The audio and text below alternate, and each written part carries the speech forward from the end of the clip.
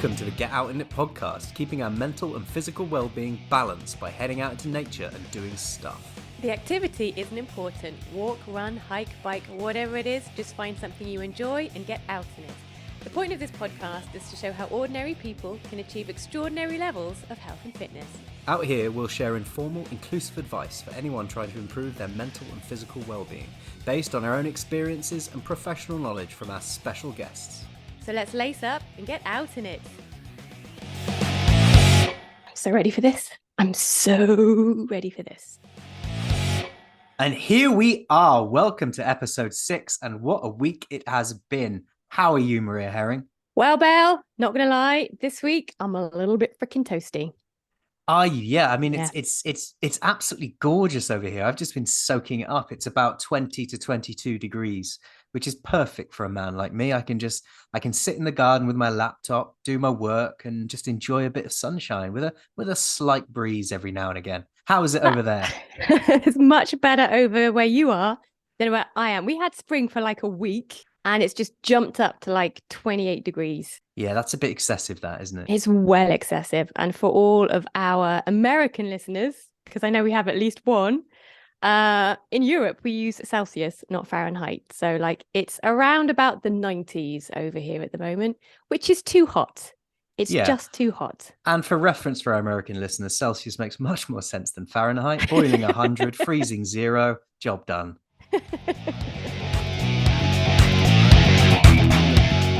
Got out in it.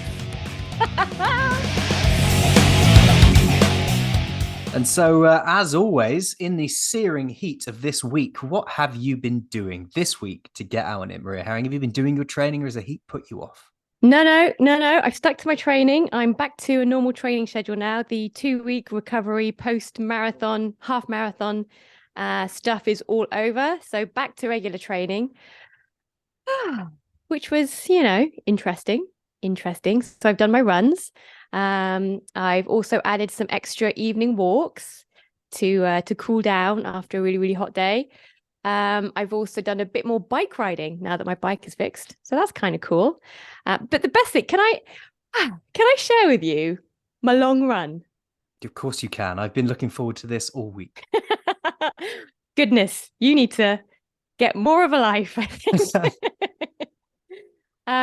So on my long run, which I did after we recorded last week's pod, I had decided that I was going to go out and cover my watch so that I couldn't see what my pace was, how long I was out, how far I was going. I just wanted to see what it felt like to run, and then let my body decide for me when it was time to turn around and go back home. So that's what I did.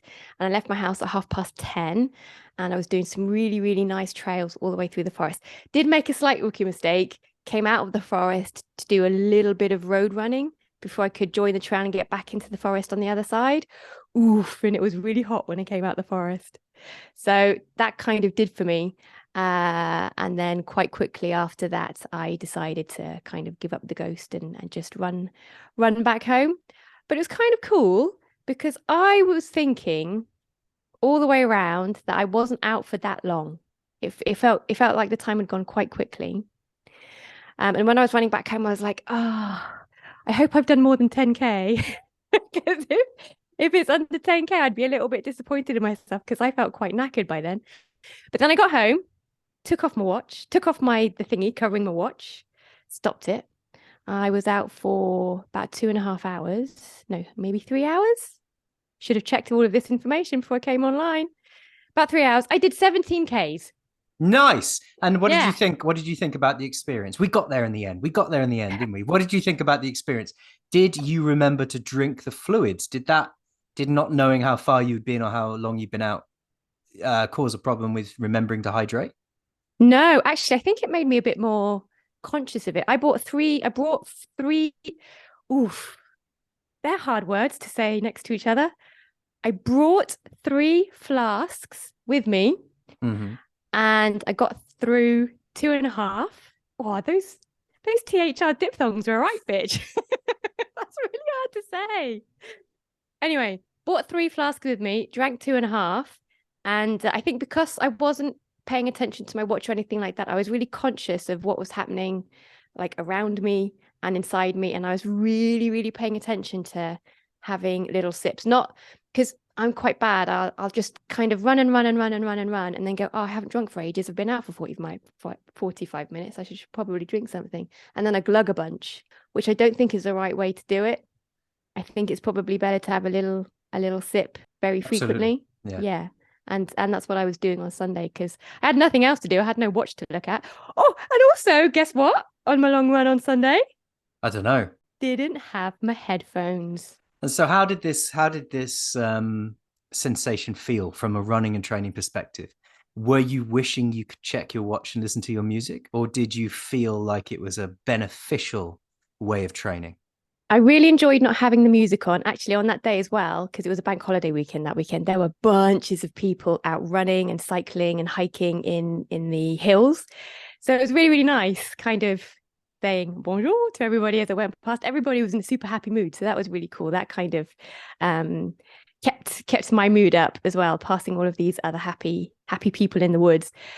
There were a few moments of frustration when I didn't know, because I do have a lot of internal competition going on, which I probably need to somehow stop doing. I don't know. But after I'd got really, really hot when I did that 10-minute bit on the road before I took up the trail again in the forest, and I was feeling quite tired, and I was like, oh, I might just go home. But then I was like, oh, I don't want to go home. And I couldn't look at my watch because I didn't know how far I'd gone.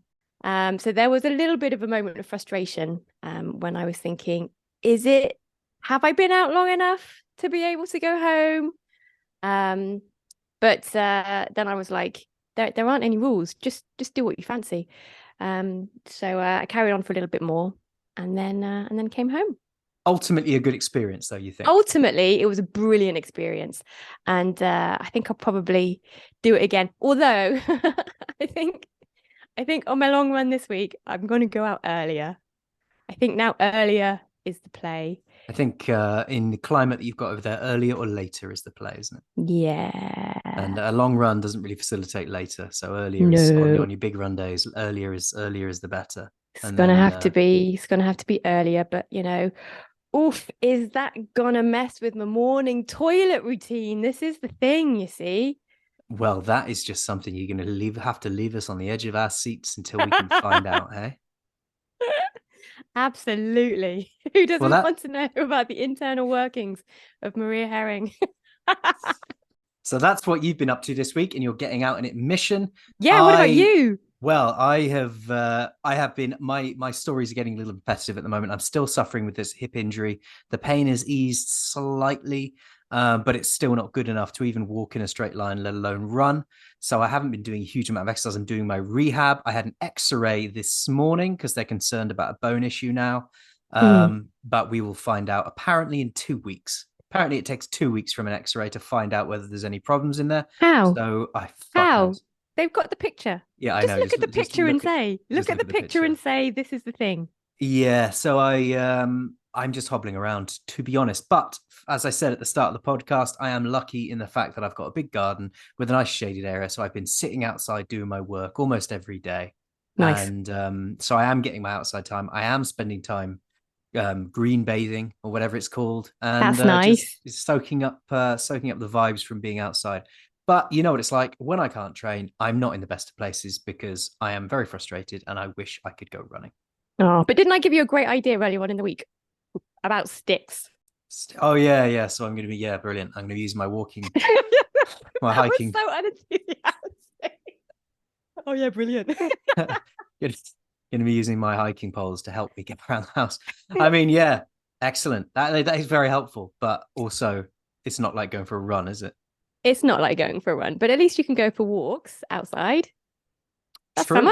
Absolutely. So I'll be using my hiking poles for a little bit of added mobility. Good work, Bale. Thank you very much. So you have someone you want to give a shout out to this week? Yes, I want to shout out to long-time listener. We've been going for a month. Oh, by the way, happy month anniversary. Happy month anniversary. I didn't think you did anniversaries. I don't, but this is different because this is different, is it? This is different because it's the podcast, and also we should have cake with coffee later. Oh, okay, good idea. Good idea. Okay, so I want to shout out Casey again. She's our friend from the US. She's been listening ever since we began. And a little bit like you, James, she's got an injury. It's in her foot though. And this has stopped her from getting out in it as much as she usually did. She's a runner, just like us. But she was listening to Kat's episode the other day, and she said it inspired her to go out and get a bike to help her get out in it with a lot less impact on her joints. So that's really cool. So nice. Casey, love it. Good work, Casey. And absolutely. And it's good that Catherine will be pleased to hear that she's had a little positive impact on somebody. Yeah. I will report that back to her. Love it. Love it. Love it. Now we've got to this point in the podcast, the only thing left to do really at this point is to grab our hiking boots and go for a hike and a chat with our guest. Let's go for a hike and a chat with Loyd. Getting into it. This week, we are lucky enough to be joined by Loyd Purvis, the host and creator of the Run4 Adventure YouTube channel. Based in Cornwall in the southwest of the UK, Loyd is a keen trail runner and avid outdoor enthusiast. He started Run4 Adventure in 2018 to chart his journey to the UTMB, where he did a 104-mile ultramarathon with 10,000 meters elevation. And it's gone on from there. Loyd, great to have you here, mate. How are things? Yeah, good. First of all, great to meet you both, James, Maria. Thanks for having us on. It's always good to chat about running, that's for sure. Absolutely, it is. So we'll start there, shall we? And the first question we ask all of our guests every week is, what have you been doing this week to get out in it, other than having to pop and find a hotspot to upload videos? Yeah, we won't go into those details on the podcast, but we'll keep that a little secret. No, I've been out a few times this week, doing a few first impressions videos in some new shoes that we've just got sent to the channel. So I've been out on the trails, I've been out on the roads, and we get out every day, to be honest, just to go out and get some fresh air away from the laptop, grab a coffee. We're a bit of a coffee addict, so grab a good coffee, get out in the fresh air. We live in Cornwall. I mean, it doesn't get any better than that. Yeah, that's our perfect company, I think. Running and coffee, that's literally life. It's funny, isn't it? Yeah, it really seems to be, there seems to be a real close bond between runners and good coffee. Yeah. Yeah, there really is. Yeah, it's a big part of the running community, I think. It really is. And certainly this time of year and the weather we've been having, there's no better place to be in the UK, I don't think, than the southwest of England. Yeah, I think you're right. I think I actually spoke to my dad, who's up in Hitchin in Hertfordshire, and I thought the whole of the UK was having weather we're having, but he said it's been quite chilly there. So yeah, down here in Cornwall, it's been a great spell of weather. Yeah, we're loving it, aren't we? So you started your YouTube channel in 2018, and did you have any idea at the time how big it was going to get? I suppose, I mean, not really. I mean, whenever, I'm one of them kind of people that whenever I take something on, I want to do it to the best of my ability. So I'll kind of go in fully committed, full send, and I'm going to commit to it and be consistent. So I knew that was the plan. But in them early days, when we started it was more like you said in the intro, just to chart the sort of progression to UTMB, going back to UTMB, hopefully finishing it in 2018. And I thought it'd be great to have those videos to look back on in the future, just as a personal thing, really. Really enjoyed the whole process of filming and being creative. And obviously, we built it from then, and yeah, it's continuing to grow. And, I'm fully committed. I want to, keep at it, and I love doing it. So yeah, it's definitely, we're going to try and get it as big and widespread as possible. Nice. I'm glad you brought up the UTMB because I wanted to talk to you about the UTMB. Okay. It has been on my bucket list for 2 years. Yeah, it should be on everyone's bucket list. Yeah, it's such a mad race. Race. So you've already done it, haven't you? But not just once. How many times have you done it? So I've started UTMB twice. I finished it once. The first time was in 2015. Okay. Where I've got to be honest, maybe we went out there a little bit blasé about the whole thing, not with a great deal of mountain experience. And the build-up had been a bit problematic with niggles and injury, as it can sometimes be. We kind of threw ourselves in it, and unfortunately, I soon discovered that A race like that in the mountains isn't something that you can, wing and take lightly. Yeah, you really can't just have to go wake up prepared. and run the No, UTMB. I'm sure there's some people who can, but I'm definitely not one of them. I really need to prepare well and get conditioned for it.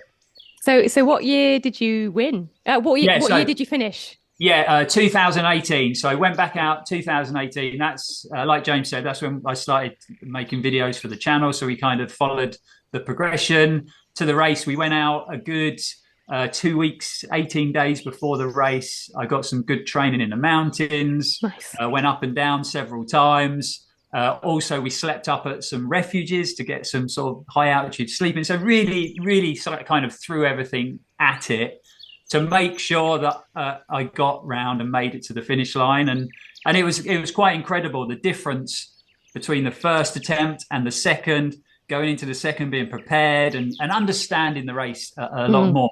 I mean, it was night and day. The second time was amazing. I loved it. I ran the whole thing with a good friend of mine. We laughed and joked the whole way round. It was just an incredible experience. And then at the finish line, I proposed to Liga, so it made it even more special. Oh my God, that's amazing. What an amazing story. And she said yes. And she said yes. Which is the most important part. yeah, that'd have been a bit of an anticlimax. It would have been a tragedy. Yeah. Oh, amazing. So I do have a question actually, but before we get to that, maybe you can explain to our listeners what the UTMB is, because maybe there's a few. Yeah, sure.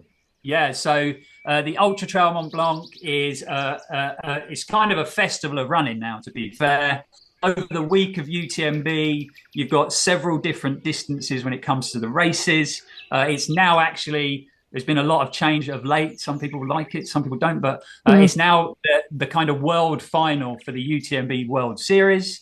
So you can only get a slot in the UTMB races by doing one of the other World Series races and getting things called UTMB stones. And I would still say, even though there's a lot of politics and a lot of people are upset by it, I still think it's an incredible thing to do. And everybody should experience it at least once.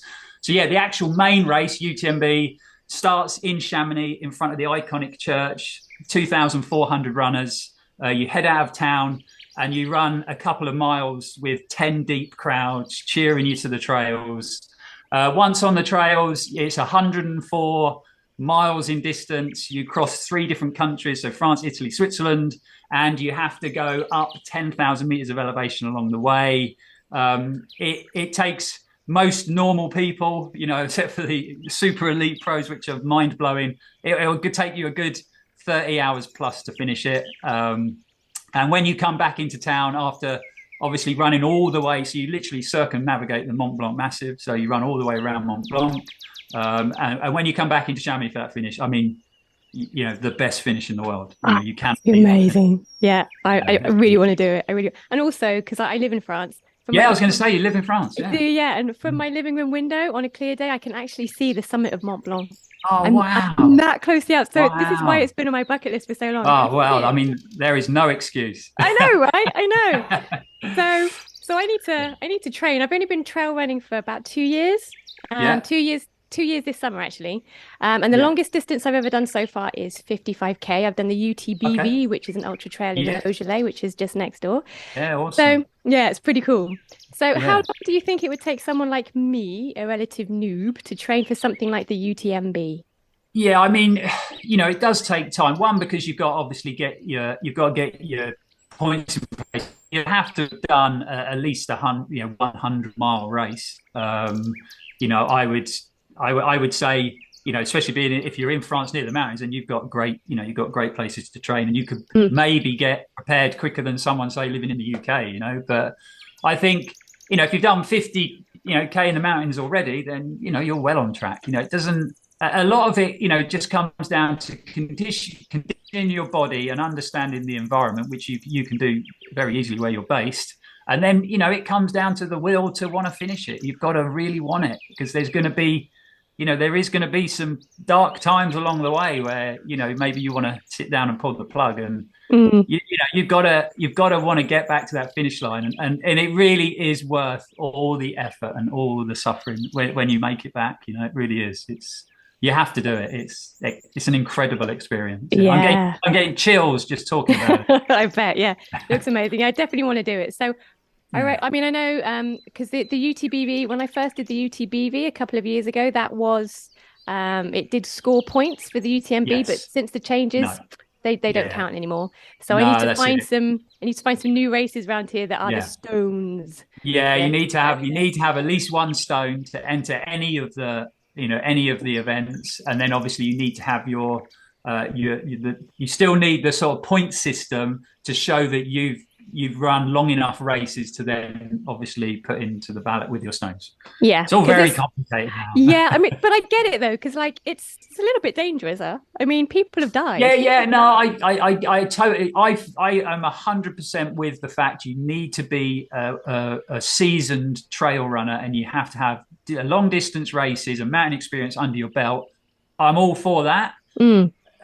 I don't necessarily think the way they've built the business now maybe isn't aiming at that. Maybe there's other side to it. Recently acquired by Ironman, hasn't it? So it's become more of the ecosystem. Has become more of a money making endeavor.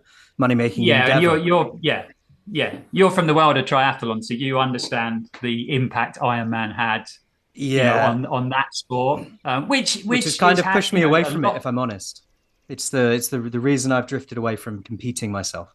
Yeah, I think it did. I mean, like with anything, when something's popular, obviously lots of people are going to want to do it. And like Ironman's a mate. I've done Ironman over the years, and I compete with triathlon for years, and I totally get why it became popular. I totally get why lots of people wanted to do it. And obviously, when things get popular, people want to make a lot of money out of it. But I think trail running was always conceived to be a very different environment, and I think them pairing up with the Ironman brand, I don't really think that was necessarily the right way to go, but that's their decision. No, indeed, absolutely. And I think trail running now is where triathlon was about 20 years ago.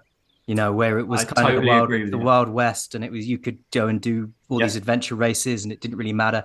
And I fear that trail running is going to go in the same direction, where it's going to become about times. It's going to become about what races you have or haven't done and how long it took you. And that takes away from some of the magic of the sport. But I don't think anything will take away from how special the UTMB is, if I'm honest. Yeah, I don't think so. And I I having completed Ironman races, when even though it is very commercialized and it's a lot of money to race, when you cross the finish line, you can't beat that feeling. It's an incredible feeling. And so I would never. You hear a lot of people talking negatively about Ironman and talking negatively about UTMB and how over commercialized is it. I would never say to anyone not to do it. A lot of the people who are being negative about it have actually gone through the process and done it themselves. So at some point in their triathlon career or their trail running career, they've wanted to get out there and do it. So I would never tell anyone not to do it, because it's an incredible experience. Both of them are incredible experiences, amazing. Absolutely. So the inception of your channel was based on your journey to UTMB. Since then and now, there's been a lot of adventures here and there. Do you still enjoy the content mission that you go on? Oh, yeah, I think you have to. I mean, it's. I think if anybody's been involved in creating content, whether it be podcasts, videos for YouTube, whatever, you've got to enjoy the process, because you've got to be fully engaged, fully committed.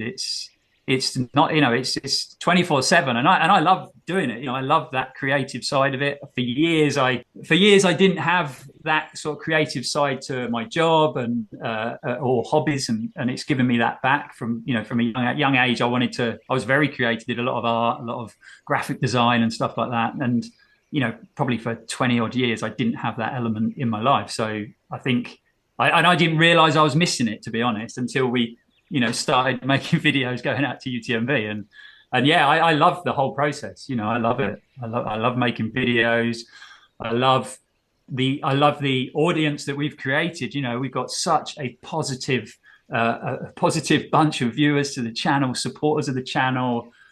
I speak to other YouTubers and other creators, and they always go on about the negativity and the trolls and this and that. I can honestly say we don't get any. We don't get any. It's just a real positive group of genuine people that follow the channel that it's great to engage with. So yeah, I think we've built a really good community amongst the channel. I do love your videos. I've watched a lot of your Thanks for videos watching. about. Oh, it's a pleasure. Yeah, thank you. I've watched a lot of your videos about shoes because I am a little bit obsessed with running shoes. Same here. I have one question. So, like, when you're out and about and you're filming all of your runs in the glorious, glorious countryside in Cornwall, how many times do you have to put down and pick up your GoPro? Oh no, I don't. I've got a film crew that follow me around. Oh yeah. No, yeah. way. No, I haven't. Shut I haven't. The front door. Really. I haven't really. It's just me. Yeah. It's I to be honest, I don't count because it'd probably put me off going out and film. It can be several times. I have often thought about getting all the clips together of me doing it and just putting it in one video. It's quite I get some funny looks, that's for sure. Yeah, I bet, because it's really impressive because you've got these wonderful runs of you running towards the camera and then it goes to the other side. Yeah. And I'm just thinking, how many stops and starts? Yeah, I want to create that sort of feeling that people are coming along on the run with me. And I think, a lot of people do get that from it. And some people I've spoken to have come up to us at races or wherever, they don't necessarily know I'm doing that. So that's cool. If we can pull that off. Absolutely, and they forget that obviously I'm running one way, coming back, turning it around, doing it again. I think that kind of breaks the magic, doesn't it? So it does, a little bit. But we've done, James and I, we've done some videos and reels and stuff. And I think once you start doing that stuff, you realize actually that there's more behind the curtain. It's a lot. Whenever I do. So have you watched any of our videos where Steve Wyatt, who I do a lot of training with, so he's called Steve the Wyatt, Pirate. So he we've done a few videos together, and whenever I go out and film with him, he's always like, "Oh, have we got to do another one?" And I said, "Well, you wanted to come out, you've just got to put up with it." Have you replaced your cracked screen yet? I haven't, because we were going to get it done, and then we were going away to Italy. So I thought I'll get it done when I get back. I mean, it's still working okay, but they are going to sort it out for me. So it's cool. It's cool. I can't believe it's the first one I broke in how many years. Yeah. That's impressive. You've dodged a few bullets there along the way, eh? Yeah. I mean, I have dropped it several times, but that's the first time, and it was like the most ridiculous drop. It was a little fall on the floor, and there just so happened to be a tiny stone there that hit the screen. It was nothing, but nightmare. It happens. So let's talk about the specifics of trail running, because that's your jam. For those out there that are new to trail running or even new to the idea of running off-road, how different is trail running to road running? Yeah, I mean, it is very different, very, very different. And some people find it hard to make that transition. Some people try to make the transition and don't enjoy it because it is such a different thing.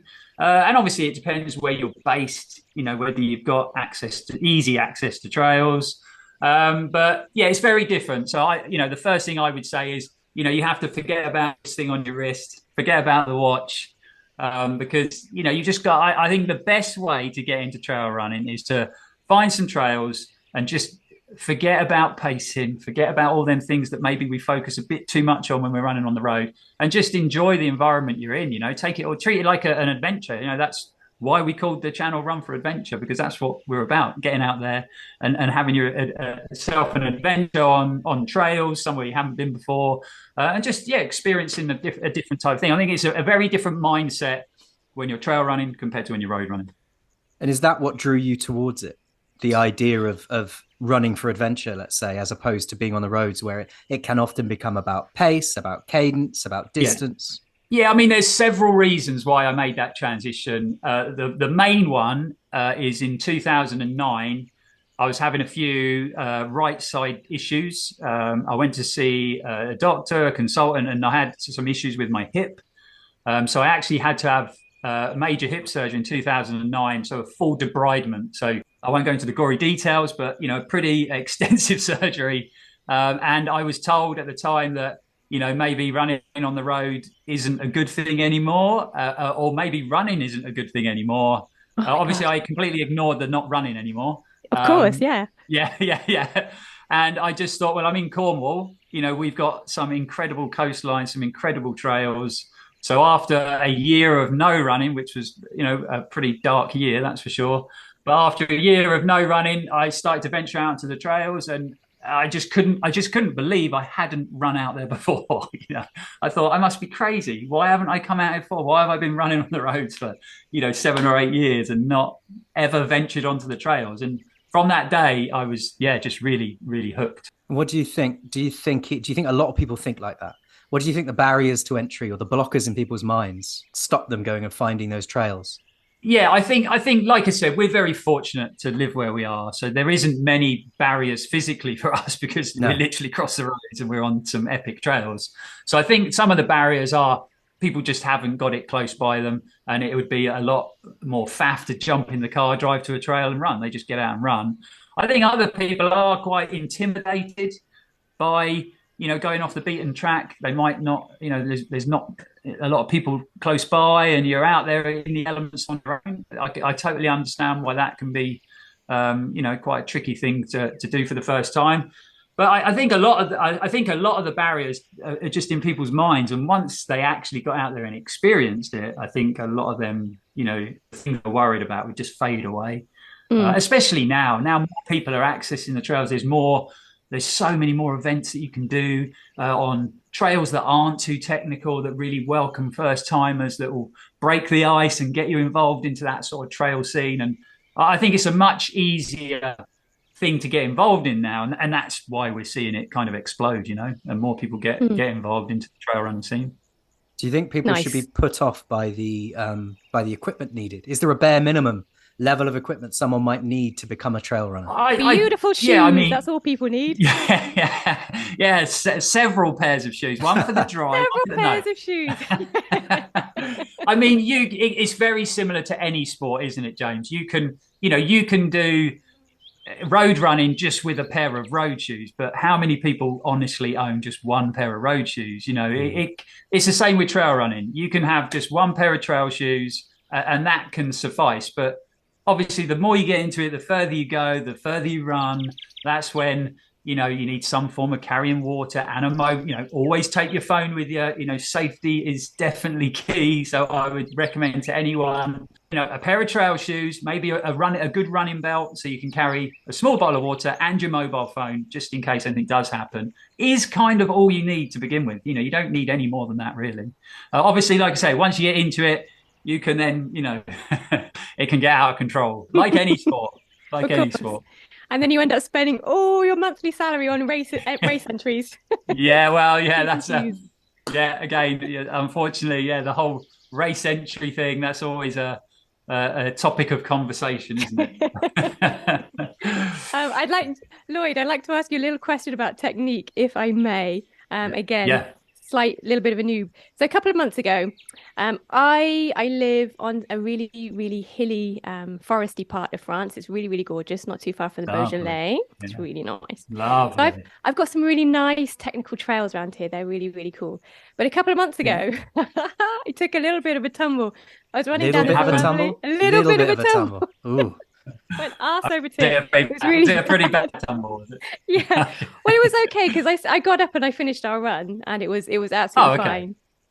So there was no injury apart from you know, I did ruin my trousers. Yeah, my pride and my trousers were ruined. Okay. But I have noticed ever since then, when I've been trying to go downhill on some of these technical things, I've got no confidence now. Totally. Yeah. So I just wanted to ask you, what have you got any advice for me so I can kind of get my confidence back and go back down those technical descents with a bit more grace? I mean, it's you know, unfortunately, especially early days of trail running, tripping and falling over is part of the whole process. You know, I remember when I first started, I must have tripped and fallen on every run. You know, luckily none of them were too severe, but I you know, at least once, you know, I'd fall on every run. The more you do it, like anything, the more focused you get. Again, your form, your technique improves. Coming back from a bad fall it does take time. You know, like anything, it's like falling off a horse, isn't it? I mean, you have to get back on, you have to keep going, but it will take you some time. And the downside to that is when you're running in technical environments, the least confident you are, the more likely you are to trip again. You know, it's like anything. It really is. Obviously, form and technique really helps. You know, a lot of people, when they first start running in technical environments, and I would always recommend, you know, when you start new at trail running, try and keep the trails pretty steady. You know, you don't want to be, you know, running across exposed technical ridges on your first run. Keep the trails pretty flat, not too technical, and build up as you go.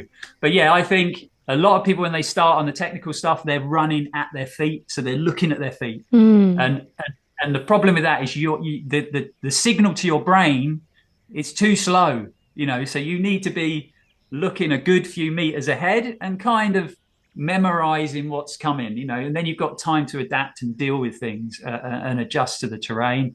If you're running, looking down at your feet, one, you just can't move quick enough. You're a lot more likely to have a trip or a stumble. So again, but that takes time, you know, that takes time. A lot of people do just stare at the ground and look at what they're actually coming to as they're coming to it. And that doesn't really work. Not if you want to move at speed, not if you want to move a bit quicker. But yeah, getting your confidence back, you'll get it. It just takes a bit of time. You know, you need a good spell of running where you don't have a trip, don't have a fall, and you'll forget about it. You know, it'll be gone then, and you'll be off and away.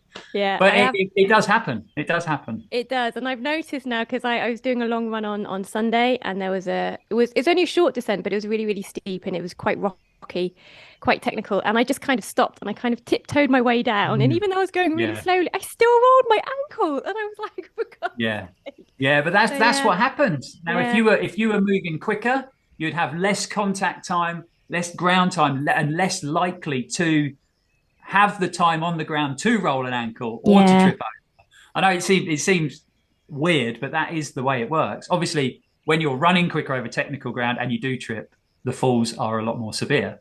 But they're a lot less likely to happen. You know, you watch the pros run and go down some of that technical stuff. And I mean, they're obviously like they've got the mountain goats. Oh, it just blows my mind. It's extraordinary. Yeah, it is. And when you see it in like real life, you can't believe it's humanly possible to run that speed on that terrain. Yeah, crazy. Another level. But yeah, it's like I say, you'll get your confidence back. It'll take a bit of time. Okay, thanks, Loyd. Yeah. With the differences between technique with road running and trail running, what advice to anyone out there who's going out for their first trail run would you have to keep themselves safe or to adapt to the differences? Yeah, like I said, I would always try and aim for a pretty subdued section of trails to start with. Another thing, just forget about pacing. Pacing doesn't come into it. You're not going to run on the trails as quick as you run on the road. It really doesn't matter. You know, it's not about that. I would also say, you know, you do have to be very focused. You know, you do have to watch what you're doing. And that's one of the joys of trail running, because it obviously focuses the mind. So the miles and the time goes a lot quicker. You're not just, you know, staring at pavement or roads. And if you want to take in the views, stop running. You know, don't try and look at the views while you're running. Again, lots of people make that mistake early on. You know, they're, this is amazing. Look at that. Bang, down they go. So, you know, when it comes to, you know, the actual form and the technicality of it, you know, I'm a great believer in, you know, running is running. You know, I'm not a massive lover of pigeonholing running, you know, I'm a trail runner. I'm a road runner. Oh, I only run marathons. I only run 5Ks. To me, running's running. You know, we're all runners. We're all getting a high out of it some way or another. So, I still love to run on the road. You know, unfortunately, my body doesn't enjoy it as much, but I still really enjoy those quicker sessions on the road, the quicker races on the road, as much as I love getting out on the trails and running longer distance stuff. You know, to me, any distance, any terrain, I'm just happy to run. You know, just happy to run. Nice, love it. All runners. What about the community? If someone is thinking about joining a trail running club or entering some races. Is it a welcoming community to take your first steps towards?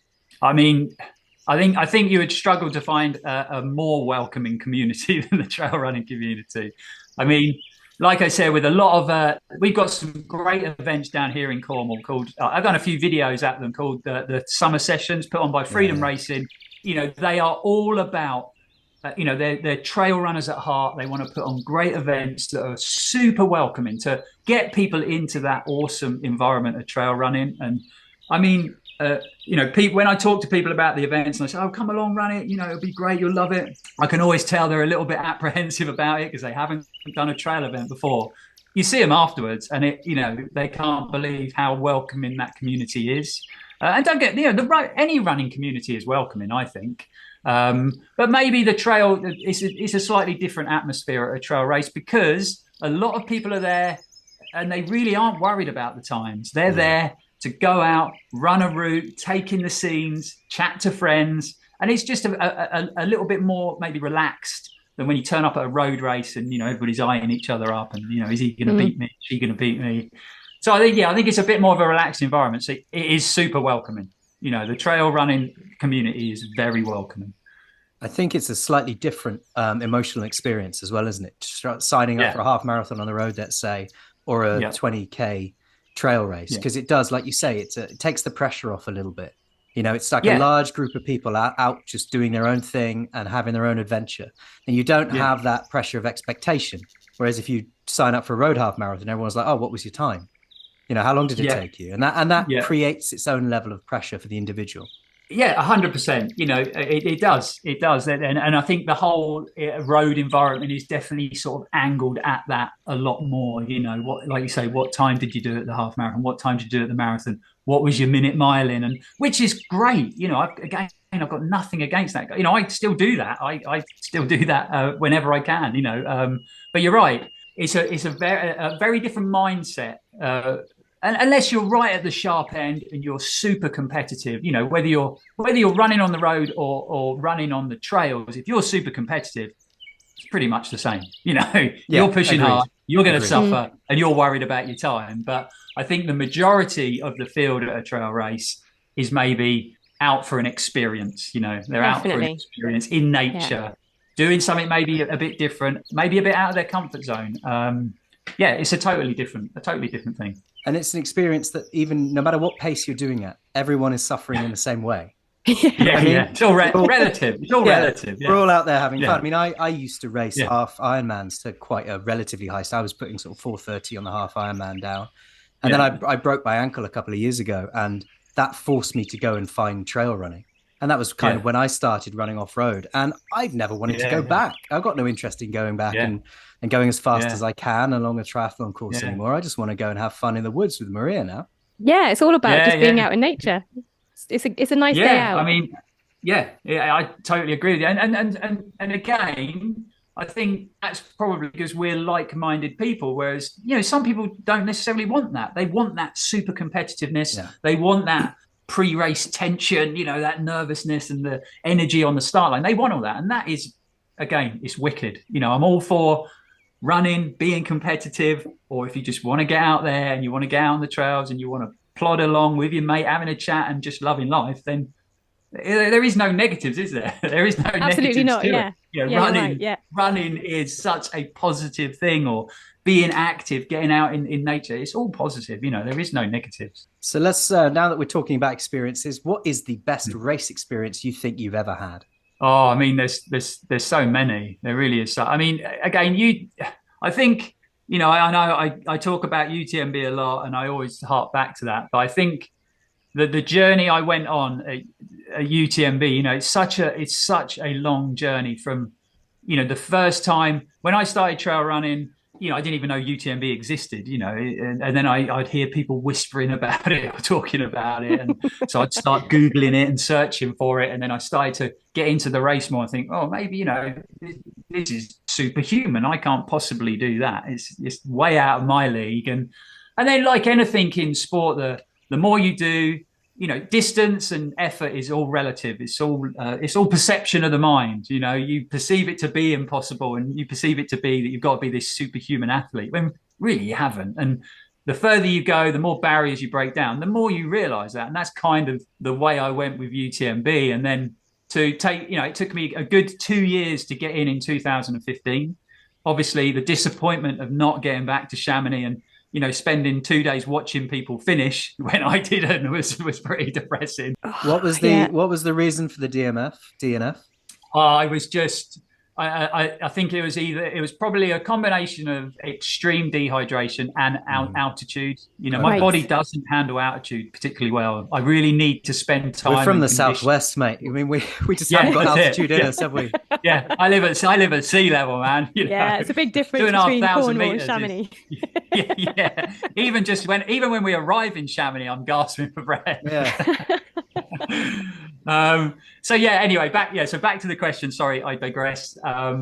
So yeah, I think the 2 years building to 2015, the disappointment of not getting it done, and then obviously the next 3 years of getting back to the start line, and then just having such a fantastic trip out there. The build-up was amazing. Then, you know, Steve came out and joined us, and Steve's brother. We all finished, you know, all three of us finished the race. Myself and Steve ran the whole thing together. And the reason he did it with me was because he knew I wanted to propose to Liga at the finish line. So there was no way he was letting me not finish. It was as simple as that. So he was like, I love it. Yeah, he was like my chaperone, you know. It was like, you're getting this done this time, you know. So yeah, I think, not you know, the proposal's not together, something you want to do from a stretcher as you're being carried from the from the DNF tent, is it? It wouldn't have the same effect, would it? No, not quite. Yeah, so to have such a wicked experience, to run the whole, honestly, I ran the whole thing just loving it. You know, the body felt great, the body worked well, I ate well, I hydrated well. And that's the thing with that. You know, I always thought after the disappointment of 2015, I would always have to go through that suffer fest and dig deep and feel terrible and crawl to the finish line. The reality is, if you prepare well, you train well, and then you put your race plan into place and it all goes according to plan on the day, which doesn't always happen, you can really have a great experience. And that's exactly what happened, you know. So it has to be the best experience. UTMB, you know, then capped off, getting on, still be able to get on one knee at the finish line was pretty impressive. But it's getting back up that's the problem. Getting back up. Your hamstring cramp up. yeah, there was no cramp. And then obviously Liga saying yes, and then we had a great celebration after. So yeah, UTMB 2018 has to be, you know, right up there. Amazing. And you finished strong as well. Unlike Frodo and Sam when he was carrying the ring, you managed to do it without your mate carrying you up the final mountain. Yeah. Super. Yeah, we ran all the way through Chamonix. We were feeling on top of the world. It was an amazing experience. Yeah, amazing experience. So if there's someone out there listening to this and they're thinking, you know what, I might go for a trail run tomorrow, what would you say to them? Yeah, 100% do it. Again, like I said, be sensible. You know, don't get carried away. Pick a trail that you maybe know quite well. You know the route well. You know, don't go somewhere you haven't been before. You don't know how technical it is, and you end up getting lost. Don't do that. Go somewhere you know, somewhere on a trail that's, you know, quite flat, not too technical. You know, and just go out there and try and enjoy it. You know, take care and take your phone for sure. Yeah. You know, and just get out there and enjoy it. You know, and don't be hard on yourself. You know, just go and enjoy it. If you come to a technical bit, you have to walk. It doesn't matter. You know, that's the joys of trail running. If you come to a steep hill, you can walk it. No one's going to look down on you for walking. That's another reason why I love trail running, because you say to people, oh, I've just done the 55k UTMB, and they say, oh my God, you ran that whole way.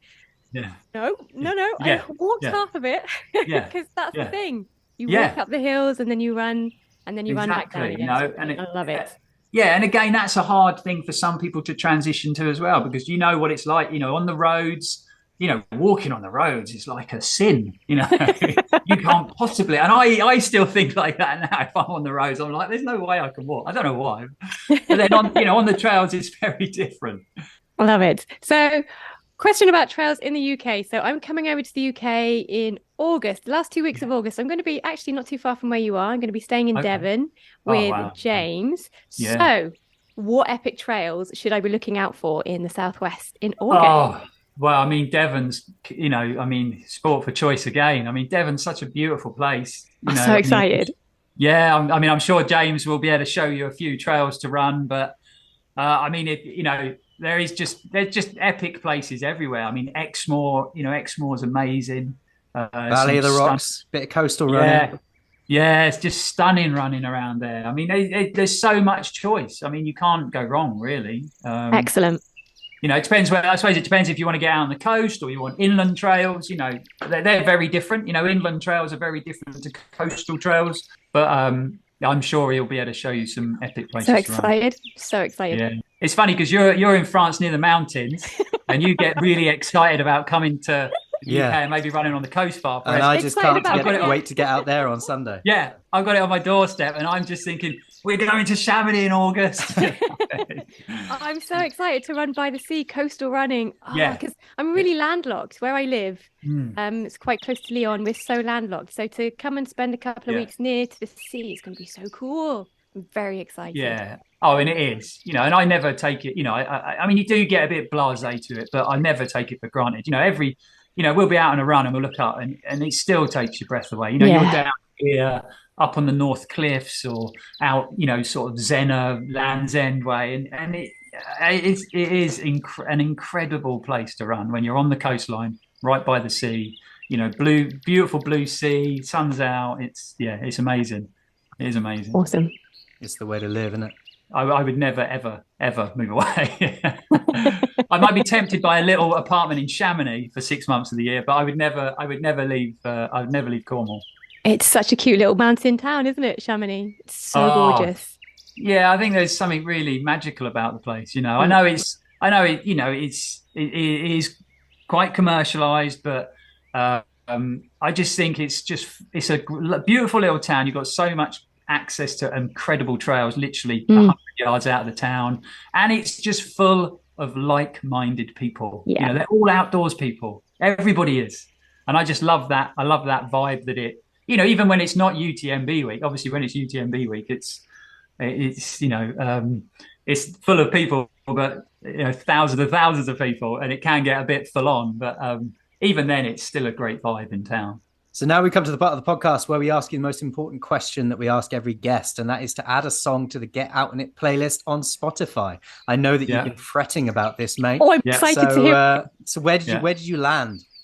Well, I found this harder than anything. This is your legacy. You're leaving your legacy behind here. Yeah, talking about running is easy. I'm a massive music fan, so I've attempted to play instruments, and it's just not my thing. I'm not that way inclined, but I love music, and so I mean, I had hundreds and hundreds of tracks to choose from, but I've gone for a track that really it means something to me because it was kind of my era in music. It was when I really got into music, and I went to see the band quite a few times at some pretty epic big gigs as well. So it is going to be The Master Plan by Oasis. Okay.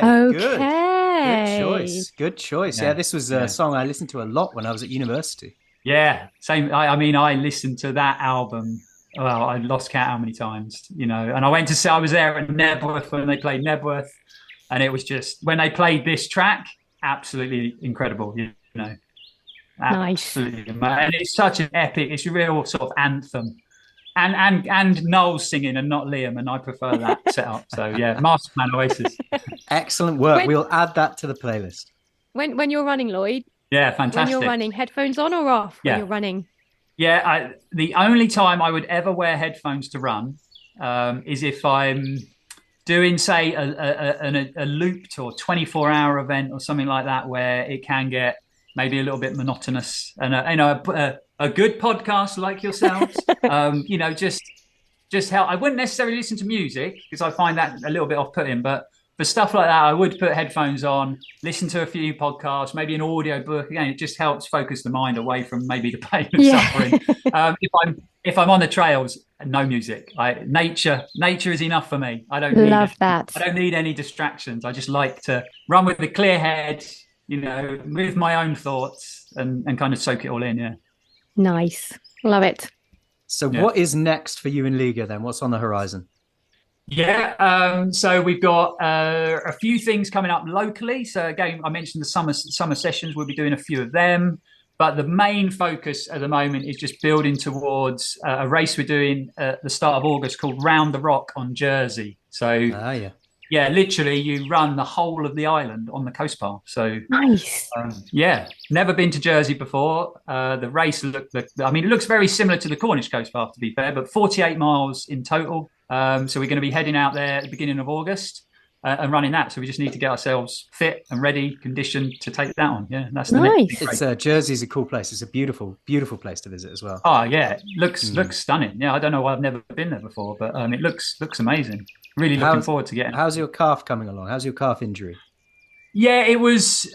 So just before we went out to Italy, I was actually doing a first impressions video, and I had a little bit of a twinge in there, and my right side has always been my problematic side from, when I started running, really, due to an old ankle injury years, so similar to you, a bad ankle injury. And it's just had a knock-on effect, and that's what caused the hip issue. So yeah, right lower leg is definitely a problem place for me. And we went out to Italy. It was fine the whole way through the race because a lot of it was hiking. It wasn't a great deal of running. And then literally the last mile when we picked up the tarmac to the finish, it just got a bit twingy. I've run a couple of times since then and it's okay. So yeah, fingers crossed. I think I just need to maybe focus a bit more on some strength and conditioning on that particular area and try and get it a bit stronger. I think it's still weak from about 2 years ago. I redid my ankle injury. So I went over really heavy on my ankle again. An ankle injury weighs heavy, doesn't it, on you? And if it goes again, it's a nightmare to fix. Yeah, people don't realise how, and mate, I didn't either. You think you're okay, you think you're back to running, but you are far from okay. If you're a proper sprain, ligament damage, tendons, it can go on for years and years. And I'm still trying to get over that, and I just need to do more. Like all runners, I neglect. I want to run. I don't really want to do strength and conditioning, but I really I need to practice what I preach. I need to focus on that for a while. And I'm gonna because just hoping isn't working. Well, if you need a strength and conditioning coach, mate, hit me up. No worries. I'll hook you up. I'll hook you up. So the crazy thing is, I know what to do. It's just putting it into place. I know. I'm exactly the same. I'm committed now. So I'll get stuck into it. Excellent. So if the listeners want to find out more about you, where do they go? Yeah, obviously the best place is our YouTube channel, Run4 Adventure. So that's Run4 Adventure. Or, we got Instagram. So Run4 Adventure on Instagram. We do lots of stories on Instagram, especially when we're away traveling. We always keep people updated on Instagram stories when we're away traveling. So that's pretty good to follow. But they're the main two, really. Like I say, Instagram, and definitely check out Run4 Adventure if you're into any type of running. We've kind of become known as this sort of trail running channel, which obviously we are because I love trail running and that's a massive part of my running. But also, we do road stuff as well, road races, road shoe reviews, training tips, all kinds of stuff. Anything running related, and we're very friendly and very welcoming. Oh, your videos are epic. I love them. No, thank you. They're such a joy to watch. No, cool. I really appreciate that. It's great when people say that, it makes all the time and effort worthwhile. Yeah. It's really good fun. And we'll put a link in the show notes to all of your channels, whether it's the YouTube one or the Instagram account. Yeah. And awesome. We really appreciate you coming and joining us for a chat, mate. It's been a pleasure. No problem, James. It was really nice to meet you both. And it's always, like I say, it's always fun chatting to like-minded people, about exercise or trail running or whatever it may be. It's always good fun. Brilliant. Thanks so much, Loyd. No worries, Maria. And I hope you have a nice trip when you come over to Devon. Enjoy the trail. I'm so excited. Yeah, I'm well excited. Yeah. No falling over though, yeah? I will try my hardest. I'll keep it in mind. Confidence and just go for it. Keep focused. Keep concentrated. You'll be fine. Yeah. Awesome. Thank you so much. No problem. The debrief. The emphasis was correct, I feel. Okay.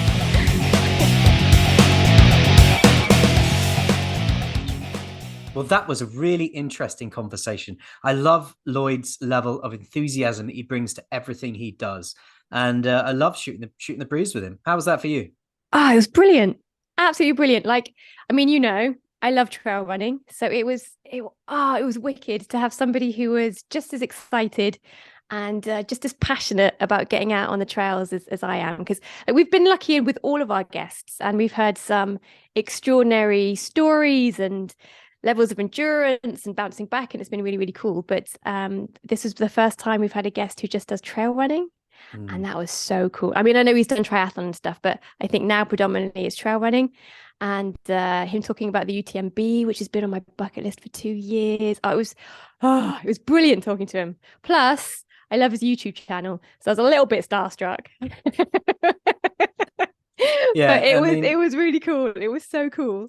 His level of enthusiasm and his ability to demystify trail running slightly and make it so that it seems more accessible than it can sometimes appear.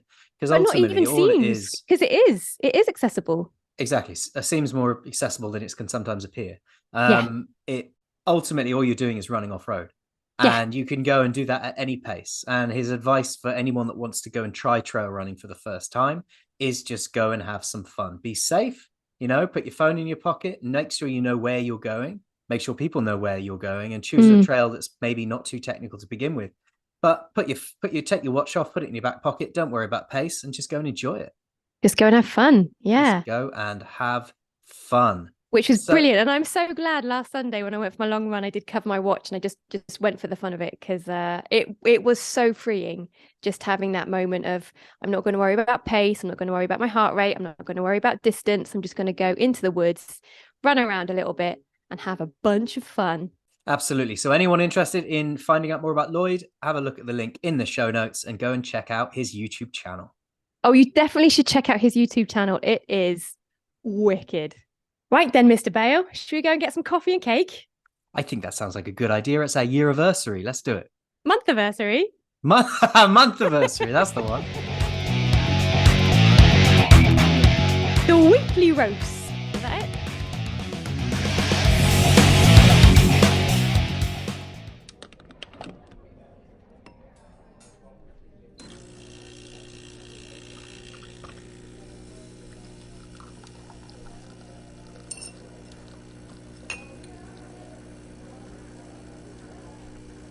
Yeah, so it's my turn this week, isn't it? Because I'm having to make up for the 2 that you did in a row because of my injury. So I, inspired by Loyd and the fact that he's from Cornwall and based in Cornwall, I went and found the Yallah Coffee Roasters, which is a Cornish coffee roastery.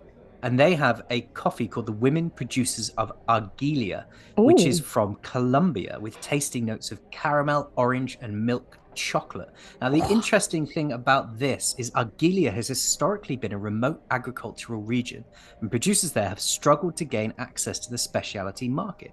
This led to them either settling for prices far below the market value or resorting to growing illicit crops such as coca leaves. This was formed initially with 17 members in 2014 with a combined knowledge of all the bits and pieces you need to make coffee. But these producers, they received a coffee tree for every coca plant they handed in, thanks to the coca replacement program. And so now they're up and running, and they've got 21 producers all banding together to produce this coffee. I love that. It's cool, eh? And now, you were going to ask me a question, weren't you, about a coca leaf? Yeah, what is a coca leaf? Well, a coca leaf is what you use to make cocaine. So this was an illicit front door. Yeah, it was an illicit products replacement program. So these women have gone from growing coca leaves to sell into the cocaine market, and now they're producing coffee. And I love that. What I love about this roastery in Cornwall is that they are incredibly sustainable. They import all of their coffee by sale. They buy specialty coffee direct from the producers. They use 100% plastic-free packaging, and their roastery is powered entirely by renewable energy. Oh, I love this company. Yeah, it's right up my street. Right up my street. So if you want to go and check it out, it's www.yallahcoffee.co.uk. I will put the link in the show notes. But most importantly, other than the story I just took you on, what do you think of the coffee? How do you find it? Coffee's fucking delicious. I mean, you know me, it's always an oat milk latte, but I can definitely taste the caramel. Now, anything that tastes a little bit like caramel in my book is actually the dog's bollocks. So I am really enjoying this delicious cup of coffee. How's your espresso going down, old man Bale? Yeah, it's really nice. It's really nice. When you've got something as balanced as this, with the notes of caramel, orange, and chocolate all sort of coming at you in different directions, all distinctly unique, but combining to make a flavor profile that just really rummages the senses, you can't go wrong. Ravages the senses. Oh my, that's a lovely phrase. I love that. But most importantly, the question that everybody wants to know is, does this coffee go with this delicious salted caramel cake I made for our month anniversary? It really does. It really does. It's just Yeah, what we need nailed it. to tap on the head of that sweet sensation from the cake and bring you back to your senses. Is exactly what we needed. Oh, you really leveled up this week So on the weekly congratulations, roast. congratulations on our month anniversary, and a big shout out to Yallah Coffee for all of the Yeah, good work they're doing. If you check them out on Instagram, you can see pictures of their recent sailing trip on their yacht, on their massive sailboat back from Colombia with all their barrels and bags of coffee. It's I really love cool. that. It's That's really cool. so Yeah. cool. That's brilliant. Oh, fucking hell, Bale. You've really leveled up on the weekly roast. I'm really gonna have to pull something a bit special out the bag next week. God Yeah, damn it. I think we might struggle to beat this one for some time. Yeah, I think so. But fucking hell. What a story. Brilliant. Let's be honest. Let's be honest, shall we? How has your training been this week? We know we had quite a long, rambling tale about your watchless run. Have you been struggling with anything this week? Talking concisely is probably my biggest issue. I think my biggest, let's be honest, has to be my hill repeats on Tuesday morning. Because it is hot, and I didn't like them, Bale. I did not like my hill repeats this week. They felt really, really, really, really hard. So much harder than before the marathon, when the weather was normal and sensible for this time of year. You think that's just the heat? You think you're fully recovered from the Bristol Half Marathon? It's simply the fact that it's getting hotter. Oh yeah, no, it's totally just the heat. No, because everything else, like when I was running on the Monday and did my yoga and all of the other things I was doing, my legs were absolutely fine. It's just the heat. Even though I've been living out here since what, 2008? Yeah, 2008. I moved to France, and I've always struggled in the summer. So for me, the hill repeats were especially tough because I do them on a hill just outside my door, just outside my house. And you know the hill, it's pretty steep, huh? I do know the hill well, and I've got a Pretty mitigation. steep. I've got some mitigation techniques you can use in a minute to help with this heat. But Oh, carry okay, on. cool.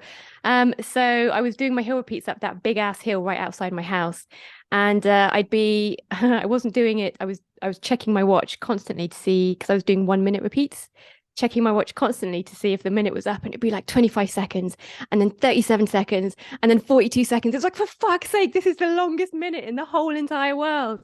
And then by the time I got to the top, at the end of my minute, it was, fuck, my heart rate was really high, and it took ages to come back down again when I was jogging down the hill to do the next go. Ugh.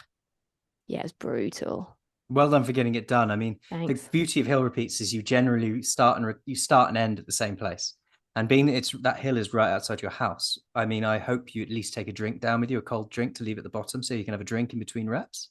I wasn't having a drink in between reps. I left a bottle inside my front door, and after I did my warm-up run, which was about 2K circuit, I had a few sips when I did my warm-up, and then I just went straight into my hill repeats, and then I had another drink when I got back. But yeah, I think I would start doing that. I would start leaving a cold drink at the bottom. And if I mean, I do my hill repeats right outside my house. If it's a really hot day, I will get an ice bucket and fill it with ice and water and have a drink just floating in it. So it's ice cold when I get down there. And you can always, I think, on days when the temperature is really high, it's very important to try and keep that core body temperature down.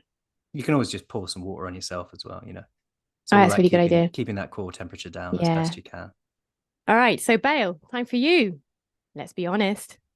Yeah, well, I mean, as I said at the start, my let's be honest is getting a little repetitive, isn't it? When you're injured and you really can't do much, it's very hard to do anything. But what I should be doing is my upper body weights. I just haven't really had the impetus because I'm so dejected by the fact I can't do running. I'm doing pull-ups every morning, as I always do. other than that, it is all just a struggle at the moment. Just looking into the future and knowing when I'd like to be able to walk in a straight line properly, let alone run. So my let's be honest is very similar to last week's, which is fuck this shit. Come on. I just want to feel some improvement. Oh. But, you know, we do what we can, don't we? It will come. You just have to be a little bit patient. Yeah, I'm trying my best. I'm trying my best, but as we always do, we should put some music on and forget about it. Turn it up. That'll probably do, won't it? So, are you ready, or shall I go first? I am ready. I know exactly who I am going to be listening to. Go on then. Hit us with it. Okay. So I have picked a song by a metal group called 3 Days Grace. Actually, this is the band that my sister introduced me to, and I fucking love them. They're awesome. So the track I've chosen is from their 2018 Outsider album, and it's called The Mountain, which is a little bit on the nose because, you know, we were talking about mountains and shit with Loyd, and I kind of run around hills all the time. But I love this song because, like, you know how last week we were talking to Kat, and when she picked her tune, she was talking about the lyrics match perfectly with what she's doing at the time. I thought it would be easier. The lyrics in this song as well do the exact same thing for me. There's a line in the chorus that goes, even when I feel like dying, keep climbing the mountain, which really works when I'm doing hill repeats or running up a big ass hill. So I quite like that song when it pops up on my playlist because it does keep me going. I don't think it's written for running up hills, but the lyrics really work for when I'm running up a hill. That sounds like a hell of an addition to the playlist. And it's a really by the good time tune. You're listening to this podcast, listeners, it will be added.